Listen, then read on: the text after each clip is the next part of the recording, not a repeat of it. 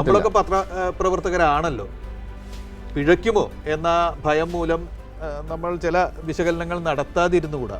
കഴിഞ്ഞ തവണത്തെ തോതിലുള്ള ഒരു ജനകീയ ആവേശം പ്രകടമായില്ല എന്ന് തോന്നുന്ന കണക്കുകൾ താൽക്കാലികമാണെങ്കിൽ പോലും വന്ന് മുന്നിൽ നിൽക്കുമ്പോൾ നമ്മൾ എന്ത് പറയണം? ഇതിൽ എനിക്ക് തോന്നുന്നത് ഒരു നിസ്സംഗത, കുറച്ച് വോട്ടർമാർക്കിടയിലെങ്കിലും ഒരു നിസ്സംഗത ഉണ്ടായിട്ടുണ്ടെന്നാണ് തോന്നുന്നത്. കാരണം കഴിഞ്ഞ തവണത്തെ രാഷ്ട്രീയ സാഹചര്യം നമുക്കറിയാം. മോദി സർക്കാരിനെ തൂത്തെറിയാൻ വേണ്ടി കോൺഗ്രസിന് വോട്ട് കൊടുക്കുക, രാഹുൽ ഗാന്ധിയെ പ്രധാനമന്ത്രിയാക്കുക എന്ന അർത്ഥത്തിൽ വലിയ തരത്തിൽ 77% എന്ന് പറഞ്ഞാൽ വലിയ കണക്ക് തന്നെയാണ് വോട്ടിംഗ് പെർസെൻറ്റേജ് നോക്കുകയാണെങ്കിൽ.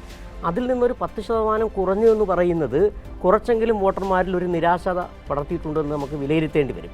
കാരണം ചിലർ ഒരുപക്ഷെ ഏത് മുന്നണിക്കായാലും ഇത്തവണ വോട്ട് ചെയ്യാൻ പോകുന്നില്ല എന്ന അർത്ഥത്തിലേക്ക് ഒരു സാധ്യത. കാരണം മറ്റ് ഘടകങ്ങളൊന്നുമില്ല. ഇന്ന് രാവിലെ ഇപ്പോൾ നമുക്കറിയാം, ആദ്യഘട്ടത്തിൽ രാവിലെ നമ്മളൊക്കെ തന്നെ വാർത്തകൾ കൊടുത്തുകൊണ്ടിരിക്കുന്ന സമയത്തേക്ക് ഒരു 8 മണി 9 മണിയൊക്കെ കഴിഞ്ഞപ്പോഴത്തേക്ക് വലിയ രീതിയിലുള്ള 10 മണി കഴിഞ്ഞപ്പോഴത്തേക്ക് 30% മുകളിലോട്ടൊക്കെ പോയി. വലിയ കനത്ത പോളിംഗ് എന്ന തരത്തിലേക്ക് പോവുകയും ചെയ്തു.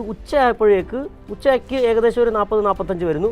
പിന്നീട് സ്ലൈറ്റായിട്ട് കുറയുന്ന ഒരു സാഹചര്യമാണ് ഉണ്ടായിരുന്നത്. അതുകൊണ്ട് ഇതൊരു നേരത്തെ നമ്മൾ രാജേന്ദ്രനൊക്കെ പറഞ്ഞ പോലെ ആ പഴയ കണക്ക് കൂട്ടൽ, പോളിംഗ് പെർസെൻറ്റേജ് കൂടുമ്പോൾ UDF-നും കുറയുമ്പോൾ LDF-നും എന്നുള്ളതൊന്നും ഇപ്പോൾ വർക്കൗട്ട് ആകുമെന്ന് തോന്നുന്നില്ല. പക്ഷേ എന്നാൽ പോലും കൃത്യമായ, എനിക്ക് തോന്നുന്നു ഇത്തവണത്തെ നടന്നത് കൃത്യമായൊരു പൊളിറ്റിക്കൽ വോട്ടിംഗ് ഈ 67%-ൽ 70 താഴെ നടന്നിട്ടുണ്ട്.